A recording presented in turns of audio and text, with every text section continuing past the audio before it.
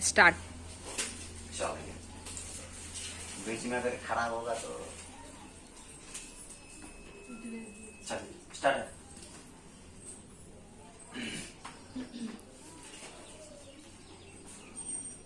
आप लोग बिल्कुल रेडी हैं? रेडी हैं? डायग्राम बन चुका है? चल स्टार्ट करते हैं। चलिए, आप सबसे पहला क्वेश्चन है, ये सब सारी चीजें आप सबको बता दिया गया है और आप लोगों से एक ही क्वेश्चन पूछा जाएगा। बताइए ये किस चीज का डायग्राम बना हुआ है? नहीं, वो तो उनका पार्ट बाय पार्ट बताएंगे ना। ये संपूर्ण भाग किस किस का बना हुआ है। देखिए इसमें डायग्राम कोई दिक्कत नहीं है, आप सबको समझाने के इस तरह से बता चुके। वैसे कल डायग्राम तो हम पूरा क्लियर कर चुके हैं। नहीं, चलिए ये संपूर्ण भाग क्या था? कहीं न कहीं दिखाई दे रहा ना, बीजांड या इसी को गुरु, बीजाणु, धानी, क्या दिक्कत है? गुरु बीजाणु धानी है। तो आप ये चीज बताएं, आप सबको सारी चीजें तो बता चुके हैं। हम आप लोगों से पूछते हैं, चलिए ये सबसे देखिए, अब ये हम बताए ना कि ये भाग जो होता है सबकी क्या होती है? अलग अलग होती है। आवृत्ति बीजी पादपों में सभी का बीजांड जो होता है ना, वो अलग अलग अवस्था में रहता है। तो जिसको उस अवस्था में अलग अलग भाग को अलग अलग नाम से हम जानते हैं। तो चलिए पहले इस चीज के बारे में जानकारी लेते हैं। तो सबसे ये भाग जो कहलाता है, ये भाग जो दिखाई दे रहा है, जहां पर बीजांड वृत्त जुड़ा हुआ है, उस भाग को हम क्या कहते हैं? निभाग। क्या बोलते हैं? एक साथ बोलिए। निभाग। आवाज नहीं आ रहा, क्या बोलते हैं? निभाग। उस भाग को हम क्या कहते हैं? निभाग। नहीं, इंग्लिश में चला जा, नहीं क्या बोलते हैं? चला जा। चलिए यहाँ तक कोई दिक्कत नहीं है। चलिए उसके नीचे ये सारी कोशिकाएं देख रहे हैं, कोशिकाओं का समूह, कोशिकाओं का समूह। ये कोशिकाओं का समूह क्या कहला रहा है? बीजांड का उत्तक। उत्तक। बहुत बहुत बहुत अच्छा। इसको हम क्या कह सकते हैं? बीजांड का उत्तक। कहने कहीं अंग्रेजी में भी नाम याद रखा कीजिए। कहने कहीं इसको क्या बोलते हैं? अंग्रेजी में नाम याद है किन्हीं को? वो तो इंटीग्मेंट तो वो हो गया, ध्यान रखना आपका। आप लोग फटाफट यही गलती करते हैं। हम चाहते हैं कि एक भी सवाल बिना देखे जवाब दे, कॉपी झांकना ना पड़े, ठीक ना? याद आया? क्या आया? कुछ नहीं आया है, बताते। कहीं न कहीं इसका नाम तो सुनेंगे, न्यूसीलस। सुने हैं क्या? न्यूसीलस। चलिए ये आप देखिए, भ्रूण कोश के ऊपर में कुछ आवरण दिखाई दे रहा है क्या? दोनों बगल में आवरण दिखाई दे रहा है। इस आवरण को हम किस नाम, कौन सा नाम दिए थे? अध्यावरण। नहीं, क्या नाम दिए थे? अध्यावरण। अध्यावरण, अध्यावरण। अंग्रेजी में नाम भी दिए होंगे। नहीं, इंटेगुमेंट, इंटेगुमेंट नहीं, इंटेगुमेंट। चलिए अच्छा, अध्यावरण ये बताएं को आवृत्ति बीजी पादपों में। नहीं, अब ऐसा थोड़ी होता है कि सभी पादप में सिर्फ और सिर्फ एक ही अध्यावरण होगा।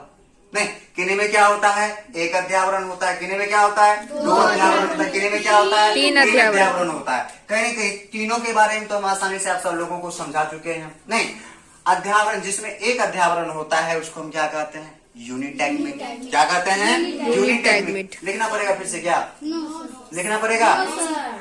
जिसमें दो अध्यावरण रहता है उसको हम क्या कहते हैं? बाइटैगमेंट। जिनमें भैया ये बताइए तीन को रहेगा तब क्या कहेंगे? एरिल। एरिल। एरिल खाए हैं क्या? लीची। ऐसा कौन सा फल है जिसमें एरिल पाया जाता है? लीची। लीची में नहीं, लीची में। तो इसमें तो ऑब्जेक्टिव आपका हल हो गया है, हो गया ना? कहीं दिक्कत हुआ? नहीं हुआ, होना भी नहीं चाहिए। चलिए यहाँ से यहाँ तक तो काम खत्म हो गया है। आप देखिए बीजांड का उत्तक में एक कोशिका जो है खुला हुआ है, उनमें अनेकों प्रकार की संरचनाएं बना हुआ है। बना हुआ कि नहीं बना हुआ? उस संरचना के समुच्च संरचना को हम क्या कहते हैं? भ्रूणकोश। क्या कहते हैं? भ्रूणकोश। भ्रूणकोश तो बन गया क्या? मादा, ये तो बीजांड जो है ये पुष्प का कौन सा भाग है? मादा भाग है। क्या युग्मक का निर्माण हो चुका है क्या? भ्रूण कोश अभी बिल्कुल नहीं, ध्यान तो देना ही नहीं है। अभी ध्यान देना है कि भाई संरचना के बारे में जानेंगे कि है क्या। चलिए, एक कहीं ना कहीं ये चीज बताए, एक भ्रूण कोश के बाहर में एक द्वार दिख रहा है क्या? द्वार दिख रहा है। इस द्वार को किस नाम से जानते हैं? अरे बाप रे बाप, बीजांड द्वार न, बीजांड द्वार। कहीं दिक्कत नहीं है। अब ये बताए, बीजांड द्वार को अंग्रेजी में क्या बोलते हैं? कहने मैक्रोपाइल ही बोलते हैं, यहाँ पर राइट किया हुआ। अब देखिए, अब यहाँ जो कि बीजांड को जोड़ने का, बीजांड और किसको? बीजांड वृंत को जोड़ रहा है। उस जोड़ने के भाग को हम क्या कहते हैं? नाभिका। नहीं, नाभिका का काम क्या होता है? उसको क्या करके रखना? जोड़ना। इसका अंग्रेजी का नाम बोल दे तो हाइलम। अब ये चाचा जी क्या है? सब चीज तो जुड़ गया। बीजांड वृंत। चाचा, मामा, काका, ताता, दादी, नाना, नानी, नहीं बुआ, फूफा, फूफी, सब आकर के यहाँ पर क्या चुका? जुड़ चुका। लेकिन सबका बाप कौन है? सबका बाप कौन है? कहीं न कहीं यही तो भरण पोषण करने का कार्य करता है ना। तो भरण पोषण करने का कार्य कौन करता है? नाम जानते हैं क्या? बीजांड वृंत। कौन कार्य करता है? बीजांड वृंत। बीजांड वृंत का नाम क्या होता है इंग्लिश में? फनिकल। क्या होता है? फनिकल। कहीं दिक्कत है? इसमें तो कोई दिक्कत नहीं होना चाहिए, होना भी नहीं चाहिए। आप सब तो अच्छे हैं, चलिए समझा दिए, समझ गए। अब करना क्या है कि एक क्या करेंगे, झलक कहाँ से उठाएंगे? कौन सा कहेंगे इसको? कहेंगे ए चाचा अपना झलक दिखला जा। चलिए, झलक दिखलाना है किसका? भ्रूण कोश का। माइक्रोस्कोप लेंगे, इसको हम थोड़ा और क्या कर दिए? जूम कर दिए, और यहाँ से क्या करते हैं? निकालते हैं। और निकालने के बाद डायग्राम बन गया। क्या बन गया? डायग्राम बन गया। डायग्राम बन गया। देखिए, बिल्कुल यही तो है ना। कहीं इनका संतान अलग तो नहीं हुआ है? नहीं हुआ, नहीं हुआ, नहीं नहीं नहीं नहीं नहीं नहीं नहीं नहीं हुआ। वही है, वही है ना। चलिए, अब इनके बारे में कुछ अध्ययन कर लेते। इसको मिटा दे थोड़ा क्या? चलिए, नहीं भी मिटाएंगे तो कोई दिक्कत नहीं है। चलिए आगे की ओर देखते हैं कि इनमें कितनी, देखिए ये जो भ्रूण कोश की संरचना है, क्या है? भ्रूण कोश की संरचना है। संरचना जानने से पहले हम क्या करते हैं? इनके बारे में कुछ जानकारी हासिल करते हैं। चलिए, अब ये बात बताएं, आपको कितनी कोशिकाएं इसमें नजर आ रही है? 2। भ्रूण कोश में कुल कितनी कोशिकाएं नजर आ रही है? ध्यान से देखिए, अरे उल्लू नहीं बनना है, अभी 3 है, उल्लू मत बनिए। कितनी कोशिकाएं दिखाई दे रहा है? 6। देखो 7। अरे देखिए, सबसे पहली बात तो फर्क, ये तीनों कोशिका क्या मिलकर के क्या कहला रही है? तीनों जो देख रहे हैं सेल, ये तीनों मिलकर के क्या कहला रही है? एंटीपोडल। यानी कि प्रतिमुखी कोशिका कितनी है? 3 प्रतिमुखी कोशिका की संख्या कितनी है? 3। प्रतिमुखी कोशिका की संख्या कितनी है? 3 है। और कोशिका दिखाई दे रहा है क्या? हाँ, दिखाई तो दे रहा है। 2 नीचे में भी है, नहीं, जिसको हम क्या कहते हैं? किस नाम से जानते हैं? सहायक कोशिका। नहीं, जो कि सहारा प्रदान करते हैं किसको? ये कुछ इस तरह से कोशिका होती है, नहीं, जो कि ये दोनों कोशिका इनको ओझल करके रखी हुई है। लेकिन ये सबसे बड़ी कोशिका, ये 3 उंगलियां याद रखिएगा। जो पीछे वाली होती है, जो बीच वाली होगी, वो क्या कहलाएगी? अंड कोशिका। क्या कहलाएगी? अंड कोशिका। ये सीधी उंगली रखिएगा, कहिएगा कि यही है चट्टाकनी का, यही है, यही है जो कि मादा युग्मकों का क्या करेगा? निर्माण करेगा। यही कोशिका है। कौन सा कोशिका? यही अंड कोशिका है जो मादा युग्मकों का क्या करेगा? यही हम यहाँ लिख देते हैं, जो कि मादा कोशिका का क्या करेगा? मादा, यानी कि सीधा मादा युग्मक लिख देते, अच्छा रहेगा। मादा युग्मकों का क्या करेगा? निर्माण करेगा।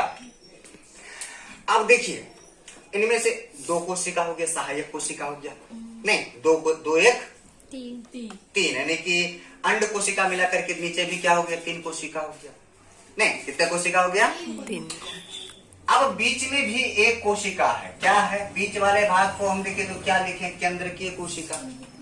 कहीं न कहीं इधर भी 3, यहाँ पर 1। अब देखिए, कोशिका तो एक है, परंतु ध्यान रखिएगा, ध्यान रखिएगा, इनमें कोशिका, प्रत्येक कोशिका में एक केंद्रक भी रहता है, लेकिन ऐसा बीच में एक घटना घटित होता है। देखिए, इसमें केंद्रक के 1 2 3, ऊपर वाले में प्रतिमुखी में 3 कोशिका 3 केंद्रक। अब देखिए सहायक कोशिका में भी 3 कोशिका 3 केंद्रक, लेकिन यहाँ पर आपको दिखाई दे रहा है क्या, केंद्रक कोशिका दिखाई दे रहा है, केंद्रकीय कोशिका। इनमें देखिए कोशिका तो एक है, परंतु इनमें जो केंद्रक होता है, पोलर न्यूक्लियस जो होता है, इनमें केंद्रकों की संख्या क्या हो रही है, 2। कितनी है, 1 2। केंद्रकों की कुल संख्या कितनी है, 2। कुल मिलाकर इनमें अगर बोला जाए भ्रूण कोश की संरचना में कुल कितनी कोशिका होती है, कुल कोशिकाओं की संख्या क्या होगा, कोशिका हो जाएगा कितनी, 6 होगा, 7 होगा। गड़बड़ करते हैं आप लोग का ध्यान कर रहा था। चलिए कुल हम जानते हैं कि कुल कोशिकाओं की संख्या कितनी हो गई, 7, परंतु हमारे केंद्रक की संख्या कितनी हो जाएगी, 6। एक तो आप बढ़ रहा है ना, 8 नहीं कितना हो जाएगा, 8। मतलब कोशिका तो 7 है, परंतु केंद्रक की संख्या क्या है, 8 है। अब समझते हैं थोड़ी सी संरचना के बारे में। नहीं, ये सबसे ऊपरी भाग को हम क्या कहते हैं, प्रतिमुखी कोशिका। प्रतिमुखी कोशिका की कितनी संख्या होती है, 3 संख्या होती है।